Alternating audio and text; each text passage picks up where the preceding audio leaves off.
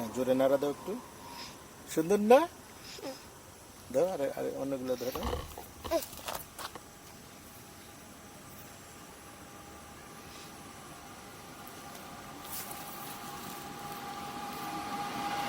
আস্তে আস্তে কাটা। আমার বাইকটা কখন আসবে? আসবে। এটা কি গাছ বলতে পারো? লজ্জাপতি। হ্যাঁ, লতা ফুলকি।